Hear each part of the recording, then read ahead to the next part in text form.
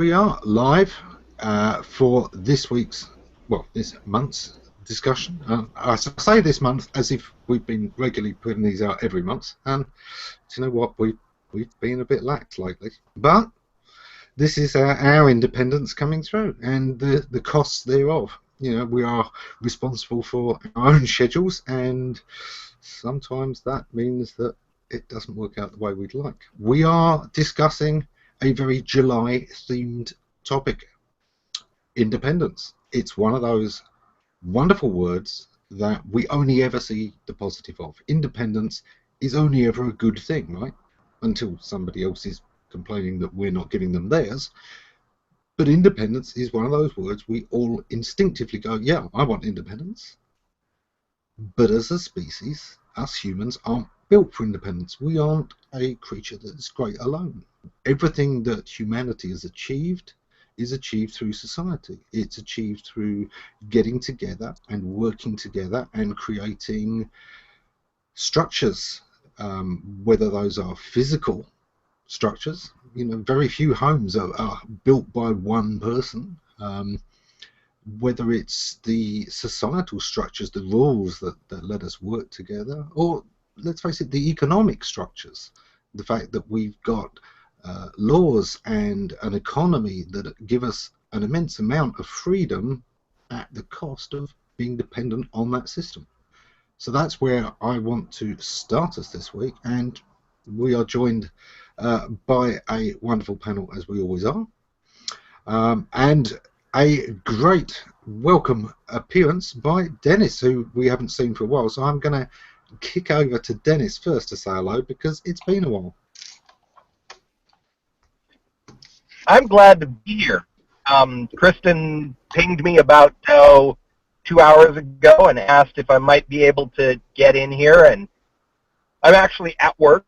I don't know if everyone knows, I'm selling cars now for Nissan, and the dealership thought it might not be a bad idea to let me go live right here from one of our cars. So I'm with you for the next hour and really excited. Anyone that knows me knows I love independent thinking, processing, and so I'm really looking forward to being a part of this discussion. I'm glad Kristen thought I'd fit in here.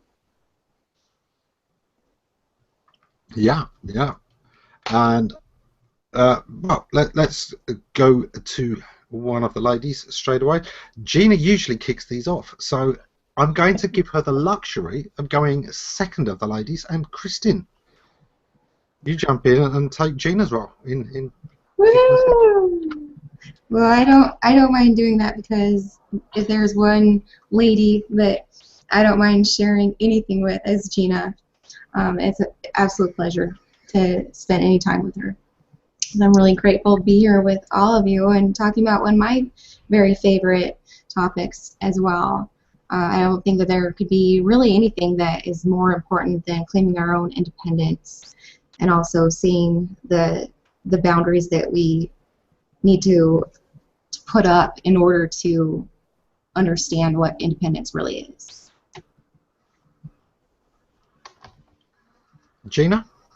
Thanks, Kristen. You're such a dear. It's such a great surprise to have Dennis with us today. I'm just really thrilled about that. I've missed him. And I'm also really happy to be here with everybody. And it is a really interesting concept and thing to think about when you have just a single word that can actually sort of light up your heart and make you feel excited and optimistic. And there are a lot of responsibilities that come with independence. So it's a very multi-layered, complex kind of thing once you start digging in. So I think this will be a really fun conversation, and I'm looking forward to it. And I'm happy to be here with you guys, too, not just Kristen and Dennis. And David, come on. Well, I'm happy to be here because I think I'll learn a lot. I'm much better versed in codependence, so I was hoping to, pick up some tips for independence. It is one of those things, isn't it? You know, we from childhood start wanting independence. We want to do more for ourselves, and then we spend most of our lives looking for somebody that special somebody to share everything with, and do a lot of stuff with. And it is one of those absolutely fundamental dichotomies of humanity, isn't it? That we kind of want our freedom, but not freedom from everybody, only freedom in certain places. It is such a conditional freedom, isn't it?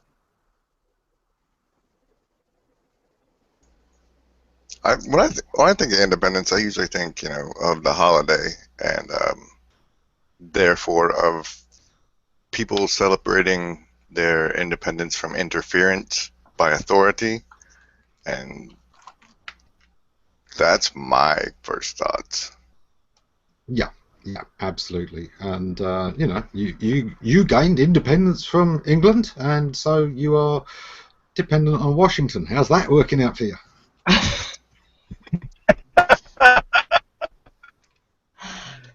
At least we can spell aluminum the way we want. And we don't sound funny.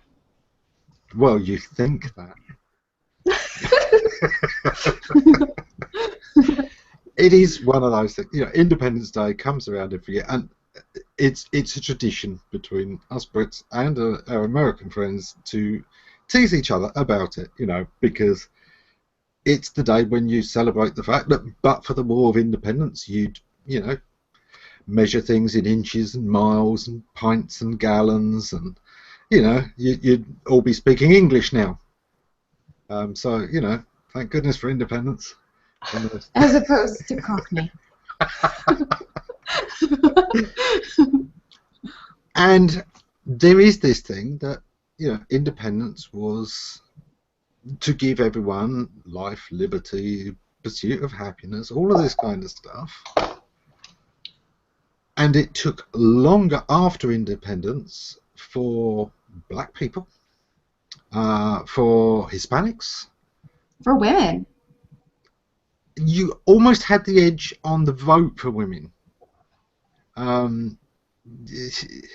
But for different races, it's certainly actually independence made it take longer.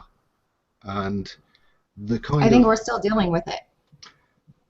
I think everywhere is still dealing with race and culture generally, but yeah, just globally. Certainly the segregation in the 60s blew the minds of the British bands who were touring as the Britpop explosion hit there. They could not understand that they could not go into certain clubs because no, that's blacks only. If you go in there as a white man, you could be lynched by those inside, but you'll certainly be lynched by those outside. And this really this got into our papers. This is still remembered by musicians who went over to the States in the 60s. They could not believe the apartheid system that was happening then. Well, and again, It reminds me of, okay, go ahead. No, it's interesting because as this conversation has been rolling out, I keep thinking my idea of independence may actually infringe on the rights of other people. Yeah. So, independence can cause discord even, essentially. When we are a society, or we live as a societal group, whether that's a family or a village or a larger community or a country, or even as globally as a species, where we always struggle is that if one person has the freedom to do this thing, then somebody else doesn't have the freedom to stop them doing that thing if it annoys them. One man's freedom of speech means another person doesn't have the freedom to enjoy silence without earphones. So there is always a little bit of a dichotomy. There is always the thing that your independence comes at a cost.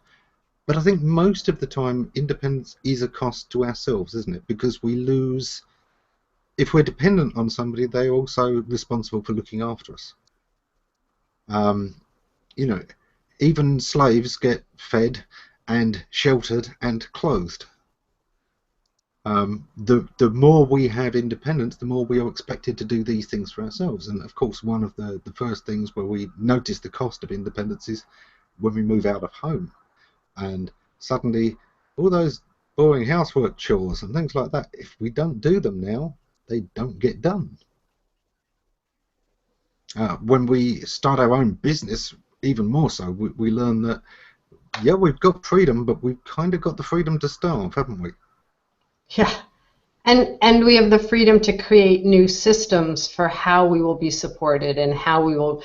Typically, we never do everything just for ourselves, right? We just shift the responsibilities to new places and ask for different kinds of help.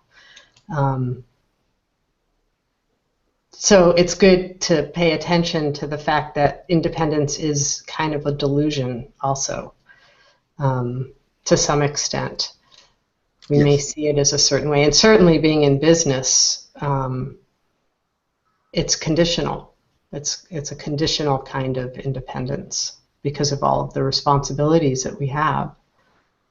Exactly that. And although we can talk about it as independence, no business is independent because it's dependent on its customers. It's completely dependent on its customers. Yeah, I mean, and that can be a pretty bad feeling sometimes, you know, like it's pretty tough. I read this really interesting blog article by Chris Brogan about independence. And he started off by talking about the Hindu deity Ganesh, he's the deity of removing, he helps us to remove the obstacles that are in our way. And that was a really interesting way for me to kind of approach the topic, because then we have to kind of, as he says, dig deep to find our own new set of capabilities. And so as we remove the obstacles that are keeping us from our own independence or our freedom, then we have to start compiling new ones, and but not without the obstacles. So it's like this really interesting twist. Don't you find that what's at the heart of a lot of this conflict in independence is that we think we're losing, a boss, and instead what we're actually doing is going from having one boss to having a million bosses. When we leave home, we go from having two parents who dictate everything we do and are the buffer between us and society, to being in the position where now it's us and the rest of society, and the rest of society will judge. There's no buffer. We went from having two people telling us what to do to having the whole community telling us what to do. Yeah, and well, the thing is I mean, we get more choices, and we have more freedom to shape things to be the way we want them to be to a very large extent, but we are still interdependent, and we are still part of a culture that's helping to support us and that we are in turn helping to support. So who's truly independent, I always think that in terms of like chronological timeline, and when do our first tastes begin? It comes down to parenting. They are our first teachers in understanding what it even means. So I'd like to see us kind of visit that a little bit, thinking about it, going back to those first stages. Yeah, and then you start getting into attachment theory and how do we help to support a child to be able to move away from the parent, and it's pretty interesting. I don't have enough information to speak to it specifically, but I kind of know bits and pieces here and there. And when there isn't a secure attachment, a child will not have a level of independence as they're growing up and as they're moving forward, and may tend to get into more codependent relationships when they're adult. So I think everything can really break down, like, to its least common denominator. Like, there's always going to be that route to where we get to. And there's so many layers, like everything that I heard you and Ammon talk about, like with the businesses, it all builds upon what we learn when we're young. Right. And it's just more complex system, but it all begins with like that very beginning attachment. It's certainly a part of it.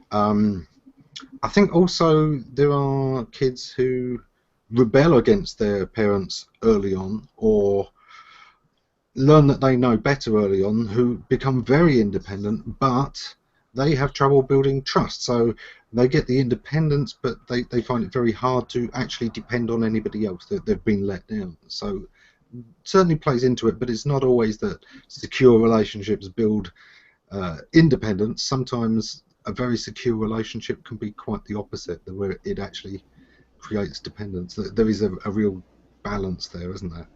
Yeah, it will, and there's definitely different avenues to go with that as well, because you have like the ambivalent, which is different than truly dependence.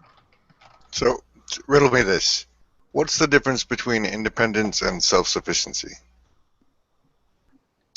For some people, almost nothing. However, even self-sufficiency, are we truly independent? Are we still expecting the fire service to turn up for us? Are we still expecting our country to be protected by a military? Are we expecting our borders to be patrolled? So at some level, we still usually have interdependency and reliance on others to provide for us. I think there are hermits and people who go off on their own and do these things, but we do kind of view those as kind of wild-eyed people doing crazy things, don't we? Because there is a level to going off on your own which it's scary. It's the classic hero's journey of, you know, the person who goes outside what is known. You know, this is a legendary journey. This is something only crazy people do, isn't it?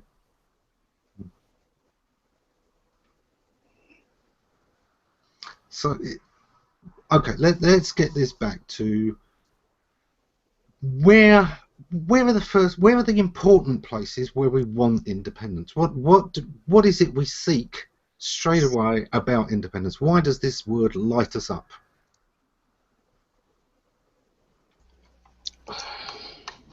I think it lights us up because there's an implication for potential when you think of independence.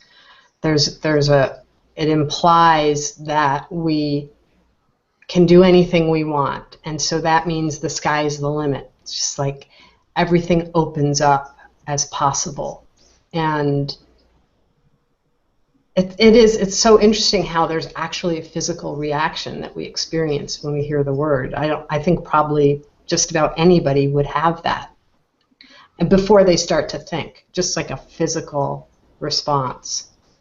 I don't think that it could pass. I don't think that it's probably the same in everyone. Like, I don't think that everyone lights up. Some are probably very fearful. Because if you're thinking about independence, that can also be very, very scary for someone who has never been on their own. Well, that's why I said once you start thinking, it may change. Yeah. To take that into account, because then it starts to get complicated.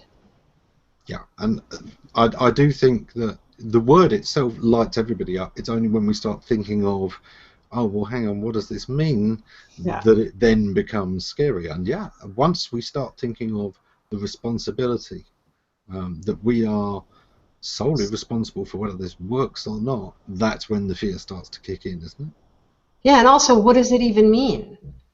When I think of being independent, and I really get into thinking about that, and it's actually something I have spent a lot of time thinking about in my personal life. What does that mean to me? And it means different things at different times. Does it mean I can decide to go out dancing by myself and not worry about if my husband's in the mood to go out and just be independent enough to go play?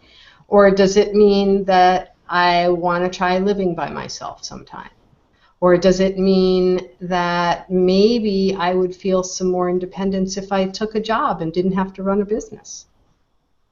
And I don't actually think about that one, but just by the way. But, all those kinds of possibilities can come up. I'm going to stop there because I'm starting to think of all these moments which aren't really relevant to the conversation. And Chris, I know you were going to jump in, so what was it you were going to say a moment ago? I think people light up because independence feels like autonomy.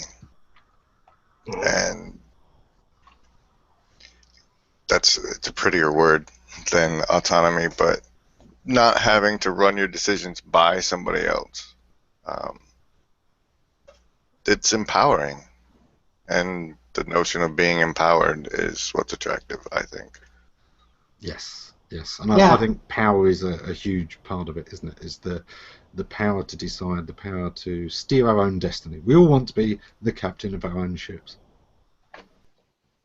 Yeah, we all want to be unique in some way. Some of us more than others. I would be on the far extreme of that. But we all like that feeling of having something that is uniquely ours, and independence resonates with that piece of us on whatever level it is that we're achieving of uniqueness. I think that's a really great point. A really, really great point, because it helps us when we think of autonomy and our uniqueness. It helps us get closer to ourselves, so we get to find out more about why we're here and what we want to do with our life. What's our purpose, and what we're made out of. Yeah. Sometimes we have no clue until we're kicked out of the nest, or whatever trite way you want to phrase it. We don't even know what we're capable of achieving until we've had everything stripped away and we have nothing but us. Well, that's a real Buddhist notion too. The idea of loss of identity is actually an awakening. It's when you have the freedom to not have to be defined by labels or presuppositions or any of that stuff. So, yeah, that getting kicked out of the nest or any kind of hardship when you're kind of out there and you lose your understanding of yourself as you were before, and you get to find out what you're made of, like you said. You get to find out what parts count to you, what matters, what's really here. Because you mentioned Buddhism, and just reminded me of a lot of my upbringing, which was in Christian faith, and a very common thing that is talked about is the idea that we are not truly free until we give ourselves to our Savior. So I was thinking about the differences there and the similarities. It's really cool to just wrap your head around it. It's true, and I don't actually know that much about. I know more about Zen than I do about formal Buddhism, and they are different. In fact, they were kind of warring factions. But there's a lot about service, and that's the bodhisattva. I mean, that you kind of wait and corral everybody that's coming through to help them to awaken before you travel on, or something along those lines. I may have that a little bit off, but yeah, that idea of compassion and serving others, and that's interesting to think about with independence too, right? Well, I'm always all for service. Yeah, I think that's where you find yourself, is in service. So. Yeah. So we've got a quote from Zara. Who says that she's not a total Jeffersonian, but she does like the quote, "Eternal vigilance is the price of liberty. We are not taken care of, but take care of ourselves. Diligence, disciplines." And that's exactly the point I was trying to make earlier. That the cost of independence is sometimes what puts people off real independence. Once we are responsible, there's an old saying that a man needs a wife because he can't blame everything on the government. And likewise, we need a government because we can't blame everything on our wives. We've got to have the two sides covered. There is this thing where, when we're truly independent, we have nobody to blame. We'll still try, oh, the customers are ill-informed, or the economy didn't work out, or I don't know, bad weather. We always kind of need something to blame. Whereas independence is kind of saying the buck stops here. And that is massively out of favour these days. There was a time when that was the saying of every CEO. Look, your job as a leader isn't to know everything, but it's to take responsibility. And if you're saying, oh, so-and-so did this wrong, well, who hired them? Who was supposed to be watching over them and making sure they were trained and making sure they knew how to do their job right? At some point, all blame stops with the CEO. And this is why CEOs were paid very big money, is because ultimately they take responsibility for everything. And in the past 30 years, I'd say we've really seen that turn around, haven't we? We've seen them want all the power, but the first thing they'll do is make sure they've got scapegoats somewhere down the ladder to take the blame, instead of, look, automatically the blame for everything goes to the CEO. It's his job to fix it. And sometimes that means a sacking, but it doesn't mean he escapes the blame. A lot of times they do it in the name of delegation, right? And nowadays, blame comes with a giant golden parachute. Yeah. Company failed, my fault, I'll step down. Oh, thank you. So. That's not necessarily a bad thing. There is a level at which the CEO does take responsibility, and therefore that was why their high salaries were justified, is because something could go wrong that was outside of their control, and still it's their job to take the blame. The buck stops here. Very contentious thing would be, of course, the oil spill, where the British company has spilled oil all over. Yeah, how many British people were on that ship? What, none? Oh, so everybody that was steering the ship, looking after the thing, all of this was done by American employees. Oh yeah, but what we need to do is bring in a foreign-sounding, nice British guy to go in front of the cameras and take the blame. Oh, and here's 13 million for being that stuntman, which is what happened. As everyone was vilifying this guy, great, you made sure that this guy got paid 13 million to be that guy on camera, to be the villain for you, to hide the fact that a lot of workers did a shoddy job, and none of them were British workers. None of them were European workers. This was American and Mexican crews, and yeah, they made a mistake, and it was a very costly mistake. And yeah, they can blame, oh well, we didn't have the right operating procedures. Well, they didn't say that before they started doing the work, did they? None of them refused to do the job. Oh, this isn't safe. No. There is a level at which we like to have somebody to blame, and is sometimes this independence being the captain, being the stand-up guy, being the one who falls on his sword. Is that a cost of independence? Well, I love what Zara added here, about eternal vigilance. And I mean, that's just, I almost can't say anything more because it's just so perfect. That is the price that we pay, and that is where we need to go with the freedom that we get with independence. And so always looking back towards ourselves, always looking at the mirror and seeing what it is we're doing, how we're behaving, what what we're adding to a situation, how we are taking responsibility or not, all that stuff. So thanks, Sarah. That was a very cool addition. I remember years ago reading that you cannot be given freedom. All freedom is bought and paid for, usually with blood. And every now and again there is a maintenance payment due.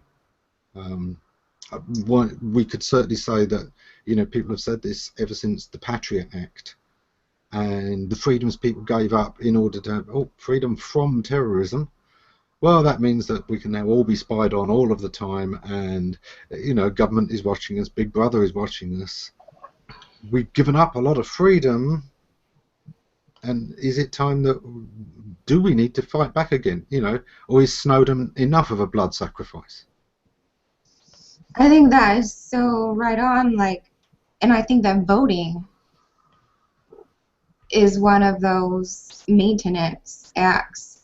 And the moment that we stop caring and we get apathetic and basically hand over our freedom, the public's freedom, that's when we tell our government, go ahead, turn into a monarchy, an oligarchy, or whatever. Yeah, there was a really interesting radio lab about an imaging technologist and the imaging technology that we have for surveillance in a town. And it was originally used in Iraq, but it's been tested out in cities in the U.S. I don't know where else, but they can have a camera at the site of a crime, and they can back up and literally follow with face recognition the person who commits the crime all the way back to their house. So it can be used to provide safety and security for the public, and it could also, in the wrong hands, be used in unimaginably horrible ways. So luckily there are big controls on that, but that technology exists. Yeah. And we're seeing a lot of evidence of that on a lot of other levels, obviously.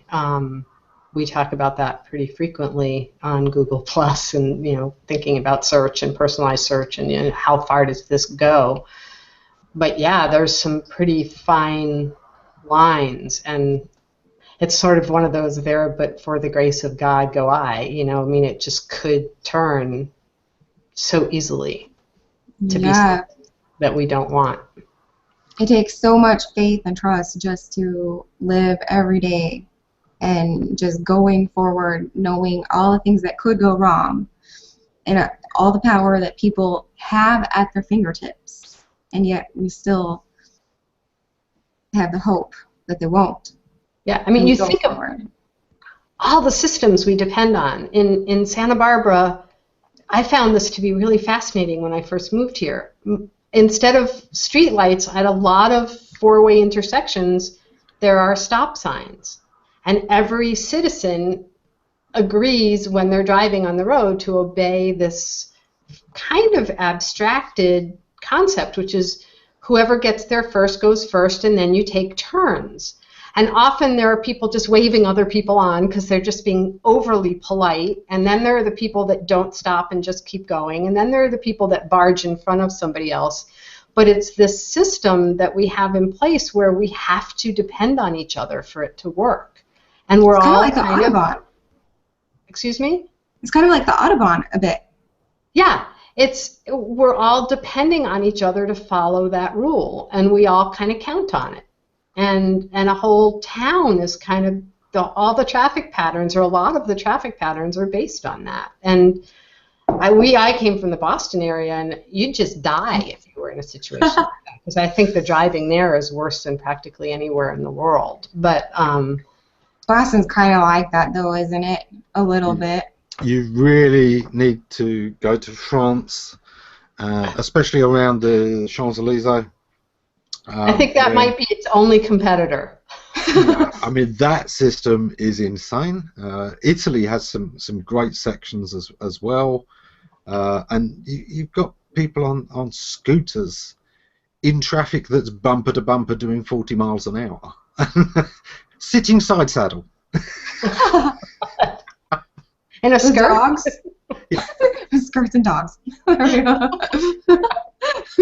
So, yeah, we have a certain amount of faith in each other, and do you know what? I think there is immense independence in the good sense in that we're allowing everybody a degree of freedom, and I think where we are really starting to suffer is that government don't want us to be independent. They want control. They want power, and we've got to understand we are giving them too much independence. You know, as parents, we understand that we give our children as much power as they can handle and as much responsibility as they can handle, and we monitor them. And we kind of have to do that with our politics and our political institutions as well, because, bless them, these are not the most mature-minded individuals in the world. You know, these are people that have constantly throughout history led us into one disaster after another, one war after another, and never seem to really learn from history. And our collective wisdom as a society is supposed to rein them in. They are the people driving change. They've got huge ego. Let's face it, it takes immense ego to want power.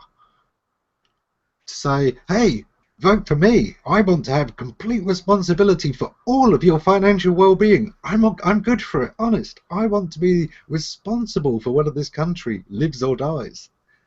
That takes cojones the size of Africa. Or a great feeling of responsibility. No, Like, because they always try and duck it. Whenever anything goes wrong, it's never their fault, is it? I never saw in, oh gosh, what's my favorite show? Merlin. King Arthur. King Arthur didn't duck it. No, in some ways he didn't. Although, you know, he was warned about his sister, he was warned about some of the things he was doing, and no, And I I'm say he not going to wasn't listen to you, dumb. Merlin. You're just a stupid, incredibly intelligent person with magic. You know, he ignored Merlin, and you know, Paradise Lost is the ethos of that whole Arthurian legend. Yeah, there was more individual responsibility, and ultimately his loss wasn't necessarily a loss for everybody. He was trying to unite a kingdom in a new way, but he wasn't responsible for the individual villages so much. Camelot, though, came to great misfortune because he didn't manage it well. And yeah, it was because great ideas, big desire for change, those kind of people often aren't great at the small details. They're often not great at thinking of Mr. and Mrs. Smith running their shop. Okay, I wanted to give Grizz a chance to climb in here. However, that just really made me think about this video chat that I had with Teodora Pekova last night. It was like 2:30 in the morning, and she gave me a link to this Woody Allen interview.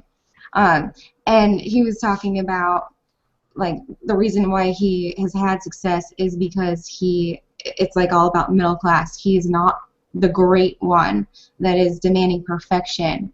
He does his thing, and he likes to leave at 6 p.m. He likes to go and be with his wife and do his, you know, it's all about striving for that middle ground, and that's how he's able to crank it out. That's totally what you said, just was like, whoa, Woody Allen. Go, Grace. Is independence worth it? I mean, because, you know, if you want to be independent from the grocery store, you can grow your own food, but, right, then you're dependent on yourself spending ass loads of time growing your own food. So, I don't know. I keep bringing to mind the Loki in the Avengers when he's preaching to everybody, like, I will free you from your freedom. So you can just relax and let everybody else handle it. We'll take care of you for you. And I think a lot of people are that way, and fact, I might think that aliens genetically engineered us to be that way, but we won't go there. Our education system certainly is geared toward teaching us that. It's not so much about, they try and give you a load of facts, but all of these facts and things are all geared around making you fit into a society. Please the teacher, do what you're told, sit down and do this, follow the crowd, go with the wisdom. Our education system is all about how to fit into society, and very rarely is it anything to do with questioning what makes the teacher an authority. You know, kids are not encouraged to dig into their teacher's actual credentials, are they? They're not encouraged to look at more textbooks than they're presented. You're supposed to work from the material. All of these things are kind of geared in a way to making us fit in, to making us great automatons for the machine later. The big societal, the big mill of society, you know, that we are there to trudge ever onwards and hopefully take all of society onwards. You do sometimes wonder, well, okay, isn't that kind of treading water? Who are we making it better for in the long run when we're just treading water? Isn't it the really independent ones? Isn't it the ones who refuse to go with the system, to not question, who drive almost all of the great changes we've got? Yeah. I think about this, about public education in our country, and it's all based on testing scores. And so the classroom is so much about, well, even before that, it's so much about control and keeping everybody controlled and having the right discipline and keeping things kind of tamped down. So it's kind of anti-energy, anti-innovation, anti-learning. And I was thinking when you were talking a few minutes ago, Grizz, about dog training. You know, when we had to learn how to train our dogs, and they're pack animals, and they really need an alpha. They want somebody to be in charge.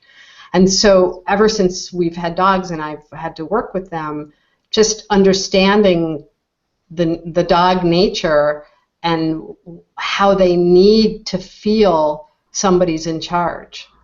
You know, there's one dog who will do the barking when they hear somebody coming up to the front door, and the other dogs don't have to necessarily. It's not their job. And humans aren't, you know, we think we do want that freedom and that independence, but we also do want to be taken care of to a certain extent. We want that structure to keep us safe and kind of corral the fears that we have about exploring more freedom. So, yeah. This is totally crazy to me because, like, I have never, ever, ever once felt like I wasn't born to challenge authority. I was raised that I should do that, and I've had multiple experiences of, when I was younger, of standing up and, like, for one thing, refusing to go to school because I didn't like that I was put into the dumb science class because I was in orchestra, and it just worked out that any kids who were in orchestra, they couldn't, like, it's like they had to choose, but they didn't get to choose. Like, you were just like, but I had done orchestra, like that wasn't a choice, but I didn't know going into it that meant I was gonna have to choose between a dumb science class, and so I just refused, and I was like, no. And what wound up happening, just long story short, my dad went in and cried to the counselor. It was like, my child has never, ever once refused to go to school, and she's refusing now. Can we please, for the first time in school's history, change her lunch period? Because they had a policy, straight up, no one was allowed to change their lunch period. And I got it changed. And so that taught me, keep doing this, keep fighting for, you know, what you believe in. As I got older, you know, I fell into a situation where I was dealing with my sweetheart's mental illness, and so that was a whole other thing that I was dealing with, but I still never lost that spirit of wanting to challenge the status quo. But even that, like that, even with having all of that, I still fell into that. It's so easy to give up your freedom for something else. Going back to what we were talking about earlier, there's always going to be something that you're giving up. And is a flip side of that that your life, very much like mine, has taught you that frequently the authorities, the powers that be, the ones that are supposed to be looking after us are very, very fallible. That the system doesn't necessarily work. And even though we've had lifelong experience of this, even in us, there is this still a tendency to go along with it for a lot longer than we probably should. That we probably don't buck the system early enough. Yeah, and we have to make choices. I'm a fighter too, and I don't like to hear no. And if you tell me something's impossible, watch out, because that's when I'm going to really go for it. But we make choices about where we want to fight those battles. And then that's where that eternal vigilance comes in, because sometimes I think we become blinded to where we're not free. We can't see what it is we're compromising or where we're not fighting for ourselves, for lack of a better way to put it. But I just think that's a great story, Kristen. Just love picturing you at home just going, I'm not going. I'm just not going. It's like, it's so cool that you had a dad that would go stand up for you that way, because I think that's really rare. I think, it's hard to find parents that will actually go to bat like that. And so he's just such a special guy. I was doing papers on summer. Do you know the school Summerhill? Are you familiar with that, Ammon? Because it was in the UK. It was a school where kids had the power. They decided everything. They designed their own programs. They did what they wanted to. I mean, it was complete anarchy, basically. But it was a fantastic educational system because they actually were learning. And that open... Been a lot of experiments generally in that kind of thing, and I think we've in some ways taken that on, but in other ways I think our schools more than ever are about a system, because the system is easy to replicate and you don't have to have great teachers, you just have to have somebody who passed their exam. It's back to KPIs, isn't it? Everything becomes KPIs because KPIs are easier than actually making sure there's actual success. As long as we can tick the box, we can say job done and get on with our weekend, because not everyone is really passionate about every part of their lives. A lot of people are working in a job that's there to just pay the bills, to give them the freedom to have a great weekend. They're selling that part. It's sad to think about it that way. And there have been some advances in education. My parents were pioneers with that, the open classroom, non-graded, all that stuff. And so there are more and more, but typically it's pilot schools or private schools, or not in the system where they're dealing with, we have a lot of friends that are teachers, 35 kids in a classroom, and they're all alone with these 35 fifth graders. It's just really, really tough.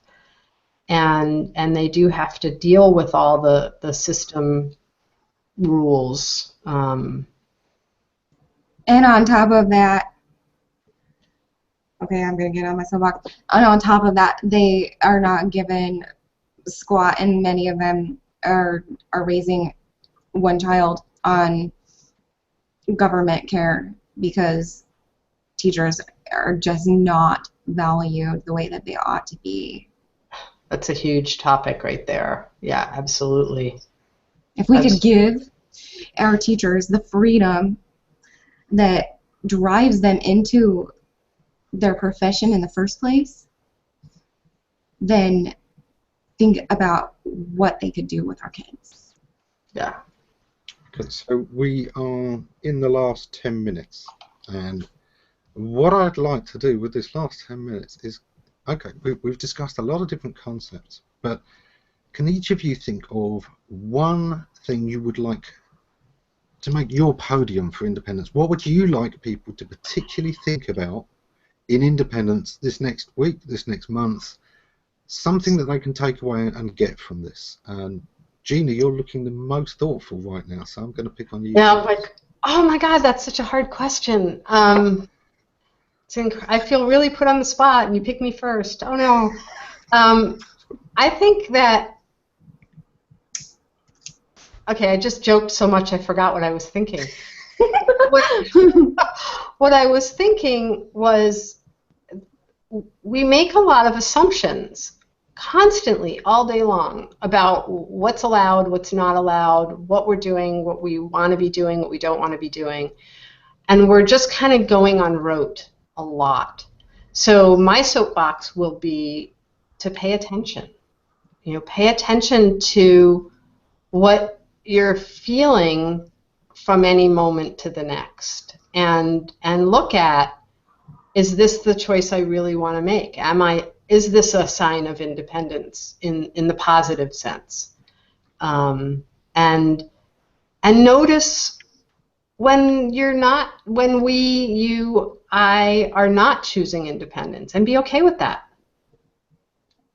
Give yourself permission if it's something that you don't want to necessarily be independent about. So exactly. I think sometimes mindfulness is more important than independence. Yeah. One of my favourite quotes is always, "It's amazing how much good you can do if you don't care who gets the credit." And I think sometimes independence kind of plays against that, where it's more about us wanting the credit instead of wanting to get things done. If helping somebody else gets you there faster, it's easier to work with somebody else and give them the credit than to talk them around into doing a joint project. So sometimes when what's important is the outcome, volunteer, be the helper, be the assistant instead of the joint chief, and you will get things done and you will feel good about that. It's a great point. Anyone else on that one before we move on? Oh, come on. On which one? You have to. Your soapbox. Your independent soapbox for today. Well, I was going to say on your one first before they go into their own, because otherwise I'm going to put Grizz on his soapbox. No, I like your soapbox. It's fine. That's the way it is. Well, okay, so we've had an hour of discussion. Which part has stuck for you, Grizz, on what's your takeaway personally? What's the one you would encourage people to think about? I would like everyone to sit there and repeat after me. I am free and independent. Endlessly, or just 50 repetitions? 50 repetitions until you really feel, you believe that doing what I said makes you independent. Yes, yes. Altair, if you're still in the audience there, write out 100 times, I am free and independent. That's the way. Right. I think it is okay to, you know what, working for the man's not a bad thing. But I do think that independence should be in feeling free to work for the man and question him, to ask, why are we doing this? And I think that independence in government is, sometimes there's not a great choice of things to vote for, but you vote for one of them and then you try and hint through that what you want more of in the next election. Kristen, have you got a soapbox for us? I would like to say, in the spirit of Friedrich Nietzsche, and I know I can't do the accent, but I was going to try anyways, so I'll just say it like me. It is the business of the very few to be independent, and it is the privilege of the strong. And that's what I would like to leave with everyone. Find your strength. Okay. But do you think there is a strength in the Zen approach of not being independent, of saying it's okay to be a part of something else, and to say, do you know what?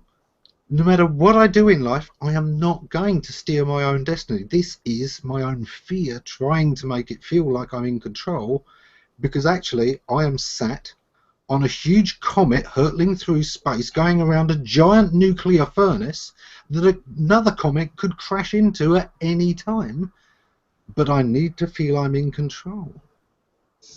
I believe there's a balance at all times, and where there are some that are strong, there are some who are weak, and together we create what we are. And we're all going to end up in the same place, I believe, in one path, and we're there, different spots on the path, and we cannot even begin to fathom to know where someone else is, and therefore we should never limit their potential. I like that. I like that a lot. But I'm still going to put you on the spot. Who are the weak? It is not for me to judge. oh, that's such an evasion. Put your smart glasses back on so we can have smart glass time. It is not for me to judge where one person is upon the path, because the seeds that you plant today by the words that you use and that you choose to use could be what nurtures someone to get to another idea that could inspire you another day. I love this, Zara. It's one of my all-time favourite films. I think that, you know, when you're looking at comedies, this is one of the ultimate comedies of all time. The Life of Brian, the Latin teaching of, you know, people called Roman, they go the Alps. That's not how you do it. Conjugate that verb. There was a wonderful part to that, and I love that Zara brought it up. Okay, my soapbox. I'm going to take this thing of independence. We do need to take responsibility always, whether we are being independent or whether we are choosing to let others take the responsibility for us. You know what? You don't get rid of responsibility. You merely handle it through proxy. You're giving somebody else, okay, I support you, but that's still your decision. There is no point at which you get rid of responsibility. And failure to vote is like the worst vote you can make, and it's an active vote. It's voting not to support something better. So when things happen and you go, well, I didn't vote for those guys. No, but you didn't vote to keep them out either. Right. My biggest soapbox thing would be to everybody who doesn't vote, hasn't voted recently in you know, recent elections. Vote. Pick the best of the worst candidates if there's only bad candidates, but vote. If you really cannot find one saving feature in any of the politicians, still go and vote and write none of these idiots on the form, because they have to count spoiled forms. That is reported in a ballot. You get the votes that were given and the spoiled forms, and spoiled forms are not blanks. Spoiled forms include ones where they say none of these jokers, and when that number goes up, they are aware that people are discontent. It's still better to vote for the least bad option, because you're showing the politicians where your vote is going. Okay, you know, we went on this we decided that we were going to stand on cutting down immigration. You said, no, that's not the right thing. We get a lot of great businesses started up by people who immigrate to this country, who come here with great ideas to follow the American dream or to follow the freedom that we've got here. They Not to build mention we are businesses. all immigrants. Yeah. They Not to build mention. businesses that employ lots of people. You know, banning immigrants is stupid. What you're doing is saying, oh, well, we mean the low-paid and uneducated. Most of those aren't immigrants. Those are the people who are the result of your own educations where you keep those people down. Most blacks and Hispanics who are poorly educated are not immigrants. They're the people that were born there, that your society has left in that state, that has alienated and forced to feel like outsiders. It's very rare you meet an uneducated immigrant. Most of them are more educated than most of your locals. Fact. Rotimi teaches me about our government like pretty much every day. And I'm like, really? I didn't know that. And I go to him like, hey, what's going on with the U.S. today? Because he always knows. So I can tell him about like whatever social media thing is happening, but he knows what's going on with the world, and the majority of the world is like that. And the United States, I'm sorry, we are not the most central part of the universe, although many of us Unless you're from we New are. York. Unless you're, okay, well, I can't contend with that, but No, New York. Okay, well, we are at the hour. Hopefully we've given everyone lots of things to think about, but that's all we've got time for this time, and we'll be back with a future episode on a topic I have no idea of yet, but I'm sure we will exploit our independence to bring you something that we care about deeply and that hopefully we can make you care about too. Boy.